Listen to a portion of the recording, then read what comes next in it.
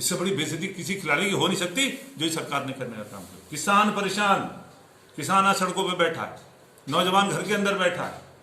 क्या कर रहे हैं आप? नौजवान को नौकरी कौन देगा? व्यवस्था कौन करेंगे? बजाय नौकरी देने के लगभग आप समझ लीजिए 11 करोड़ लोगों की नौकरी छीनने का काम कोरोना के अंदर।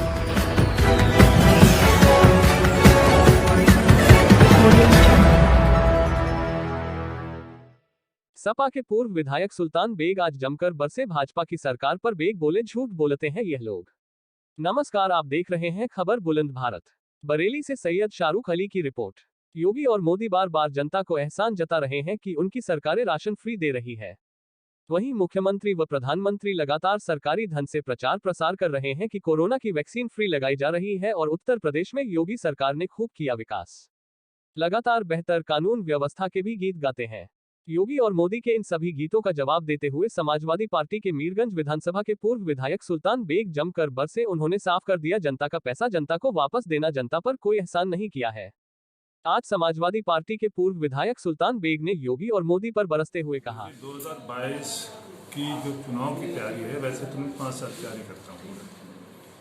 एक दिन, महीना, 2 महीने का मसला नहीं होता है। जैसे चुनाव लड़ा और अगला चुनाव जैसे शुरू होता है, मैं तुरंत ही अगले चुनाव की तैयारी शुरू कर देता हूँ। पूरे 5 साल तक लोगों की सेवा करता हूँ। जहाँ तक मौजूदा मुद्दों का सवाल है, आज जो भारतीय जनता पार्टी की सरकार है, उसने कुछ अच्छा किया ही नहीं। हम बरेली में रहते हैं, हम बरेली की बात कर लें अगर, 7 साल हो गए मोदी जी को, केंद्र में भाजपा की सरकार है। 4.5 साल हो गए योगी जी को, उत्तर प्रदेश में भाजपा की सरकार है। बरेली जिले के अंदर 4.5 साल या पूरे 7 साल में एक कोई नया मेडिकल कॉलेज सरकारी बनवाया गया नहीं, बनाया गया।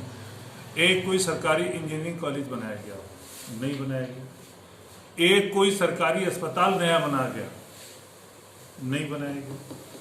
चाहे वो मंत्री जी हैं, चाहे हमारे क्षेत्र के विधायक हैं, 9 के 9 विधायकों से मैं पूछना चाहता हूँ, इस 4.5 साल में ऐसा कोई काम बरेली जिले के अंदर जिसका शिलान्यास भी उन्होंने किया हो और उसका उद्घाटन भी उन्होंने किया हो, ऐसा अगर कोई काम हो तो मुझे बताएं। कोई काम नहीं किया उन्होंने। अलावा इसके कि खड़े हो जाते हैं कि साहब ये ऐसा करेंगे, हम वैसा करेंगे, ये करने जा रहे हैं, ये होने जा रहा है। क्या मतलब हुआ इसका? 4.5 साल में क्या करें? माननीय अखिलेश जी ने जो काम किए, अब जैसे इकाना वहाँ पर जो वो है स्टेडियम बना, एशिया लेवल का है, 5 साल के अंदर ही हुआ। वहाँ पर एक बहुत शानदार मॉल बनवाया, उसी के अंदर हुआ, इसी 5 साल के अंदर हुआ। जनेश्वर मिश्रा पार्क बनवाया, इसी 5 साल के अंदर हुआ। और ये काम क्या? मेट्रो चलाई, हाईवे बनाए, सड़कें बनाई, इंजीनियरिंग कॉलेज आपको बताया होगा, इंजीनियरिंग कॉलेज है, वो क्या मेडिकल कॉलेज, हाँ बनाने के अंदर नहीं था, मेडिकल कॉलेज वहाँ बना। और सरकार जैसी गई, आप देखिए जब भाजपा सरकार है, जहाँ की तहाँ वहीं काम रोक दिया गया। यह है दुर्भाग्यपूर्ण बात। और जहाँ तक मीरगंज का सवाल है, मीरगंज में एक तो करेला ऊपर से नींव पे चढ़ा, एक तो सरकार के ही अपने कोई काम नहीं, ऊपर से विधायक जी पूरे 5 साल तक भ्रष्टाचार में लिप्त रहना, दलाली करना, रिश्वतखोरी करना, लोगों की जमीनों पे कब्जे करना और कराना, इसके अलावा कोई दूसरा काम ही नहीं, कोई काम नहीं किया इन्होंने। अब मैं आपको एक छोटी सी बात बता दूं, हमने ITI बनवाया, बिल्डिंग बन के तैयार, सब कुछ है उसका, मैंने खुद ही शिलान्यास किया था, मैंने खुद ही उसका उद्घाटन भी किया। क्लास लग रहे हैं कहाँ? ITI में, श्रीगंज में। क्या मतलब? आप 3 इंस्पेक्टर, 1 इंस्पेक्टर, 2 इंस्पेक्टर जो होते हैं, जो टीचिंग जो कराते हैं निर्देशक, आप वो नहीं दे पा रहे हैं। बड़ी नई बिल्डिंग तैयार करी हुई, नहीं करा है उन्होंने, तो काम तो किया ही नहीं है। दूसरा, जो काम हमने किए उनको अपना गिनाने लगते हैं। जैसे हमारे यहाँ दुनका का पुल बना, कब बना? 2016 में बनकर कंप्लीट हुआ। कौन था विधायक? सुल्तान बेग, उद्घाटन हमने किया उसका।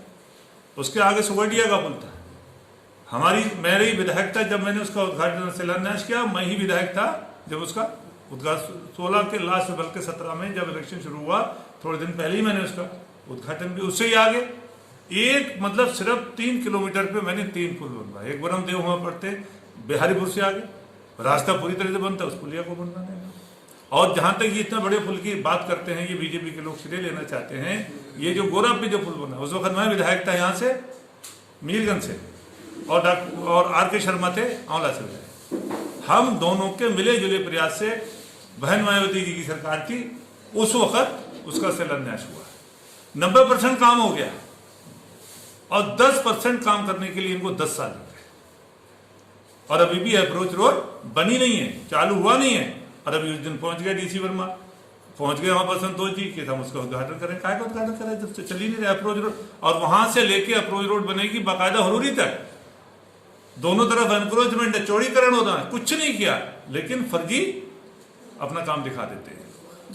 पहली बात तो ये बताइए मुझे, ये फ्री नाम का जो नाम लगाते, फ्री वैक्सीन, फ्री गल्ला, फ्री बना, पता नहीं क्या क्या फ्री, तो ये जो मिलिट्री में जो गल्ला सप्लाई होता है फ्री नहीं होता है क्या? इनके हिसाब से होता है ना। अस्पतालों में जो खाना देते हैं मरीजों को फ्री नहीं होता है क्या? आज पहली बार मिल रहा है क्या? हमेशा से मिलता है। एक बात। दूसरी बात ये है, फ्री नाम कहना ही झूठ बोलना है।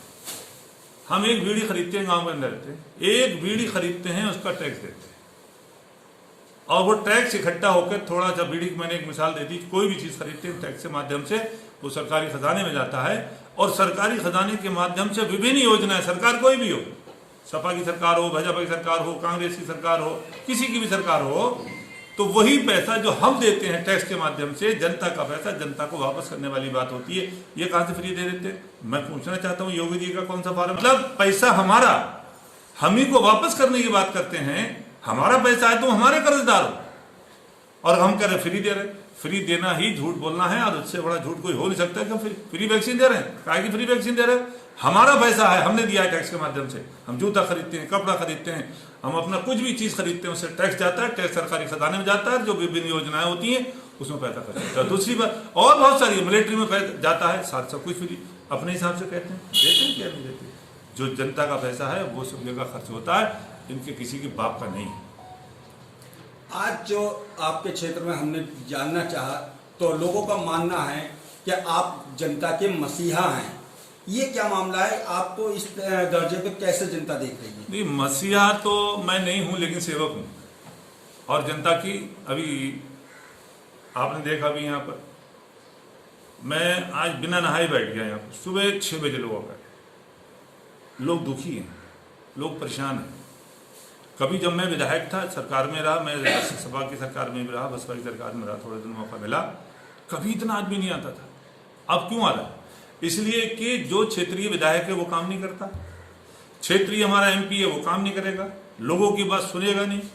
बस वो ये करते हैं कि किसी भी सूरत से जैसी इलेक्शन आ जाए और हिंदू मुसलमान का रंग चढ़ाना शुरू कर दें, लेकिन उनका रंग कभी ना 39 का आवर था तब, चाहे 55 का आवर था तब, अब 119 मीरगंज में कभी हिंदू मुस्लिम का रंग यहाँ पर चढ़ नहीं सकता। यहाँ पर मैं आपको जानकारी के लिए बताना चाहता हूँ, जितना वोट मुझे मुसलमानों का मिलता है उससे कम वोट हिंदुओं का नहीं मिलता।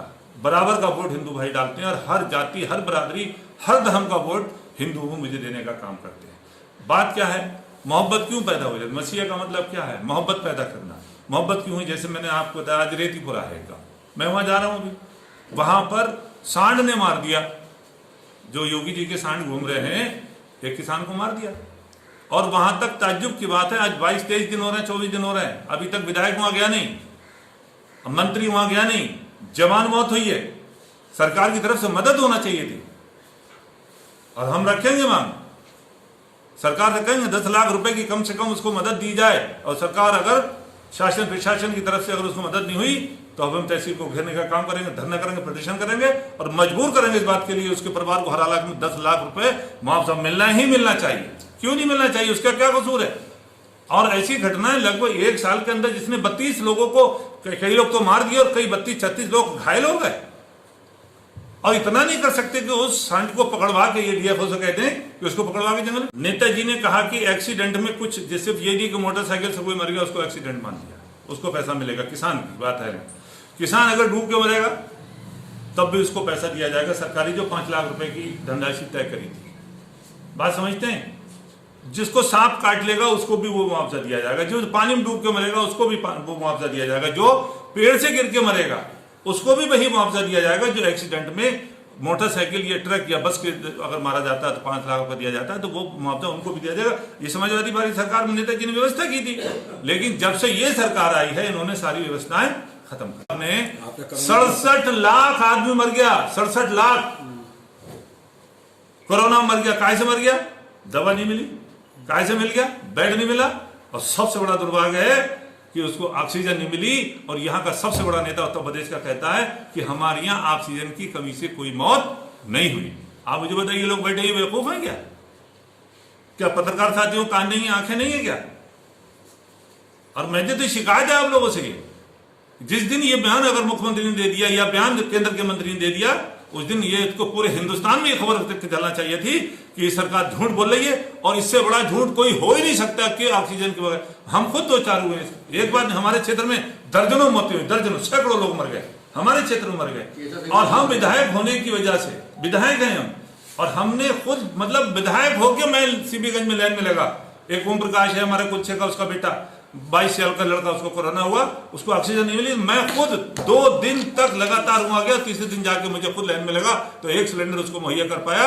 और मजे की बात देखिए, जब तक हम सिलेंडर लेके पहुंचे जब तक उसकी मौत हो गई। ये क्या बताएं आपको? दूसरी बात, कैसी बातें करते हैं? क्या कहना सबसे बढ़िया व्यवस्था है, सबसे बढ़िया व्यवस्था। केसर सिंह विधायक क्यों मर गया? खाने वाला विधायक था। चेतन चौहान मंत्री कैसे मर गए? एक नहीं, 3 मंत्री, 1 दर्जन ज्यादा विधायक कोरोना से मरे हैं। और कोरोना क्या मतलब? कोरोना से मरे, कोरोना चलिए एक इन्फेक्शन था, आपने व्यवस्था क्या करी कोरोना को? बीमार को अस्पताल में इलाज नहीं मिला ठीक से, बेइज्जत किया गया। हमारे चेतन चौहान जो हमारे जिसने पूरी दुनिया में हमारा नाम रोशन किया, क्रिकेट का कितना बड़ा खिलाड़ी, हमारे डॉक्टरों से देखने तक नहीं गए जो IGPGI में जब भर्ती था। और कह रहे कौन है चेतन, कौन है चेतन? डॉक्टर पूछता है। इससे बड़ी बेइज्जती किसी खिलाड़ी की हो नहीं सकती जो इस सरकार ने करने का काम किया। किसान परेशान, किसान आज सड़कों पर बैठा है, नौजवान घर के अंदर बैठा है। क्या कर रहे हैं आप? नौजवान को नौकरी कौन देगा? बजाय नौकरी देने के लगभग आप समझ लीजिए 11 करोड़ लोगों की नौकरी छीनने का काम कोरोना के अंदर इन्होंने किया। मैं बिजनेसमैन भी हूं, आप देख रहे हैं मैं ट्रांसपोर्ट का काम करता हूं। आज मेरे दरवाजे पर खड़ी 100 गाड़ी, कोई भी ड्राइवर आज भी गाड़ी ले जाने को तैयार नहीं है नेशनल परमिट का, इसलिए कि जा रहे हैं पता नहीं कब तीसरी लहर कह के ड्राइवर डर के मारे जाने रहे कि कब लॉकडाउन हो जाए और कब फंस जाए। 2 महीने 3 महीने में लोग घर लौट के आए भूखे पास। यहाँ घर वाले भूखे मर रहे हैं, वहां वो खुद भूखे मर रहे हैं। क्या व्यवस्था करी इन्होंने? और हम लोग जब काम करने निकलते थे, हम लोग जब समाजवादी लोग, हम जब लोगों को खाना बांटने निकल लेते, हम लोग जब दवाई देने के लिए निकल लेते, तो उल्टे मुकदमे हमारे लोगों को लिखा कि हमको जेल भेजा जा रहा था। तुम भी करोगे नहीं, हमको करने नहीं दोगे। तो ये जनता के साथ अन्याय किया है। जनता दुखी है, जनता परेशान है, और जनता ने तय कर लिया है कि 2022 में हर हालत में भारतीय जनता पार्टी को हटाने का काम करेंगे और समाजवादी पार्टी की सरकार लाकर उत्तर प्रदेश का मुख्यमंत्री अखिलेश यादव को बनाने का काम करेंगे। धन्यवाद।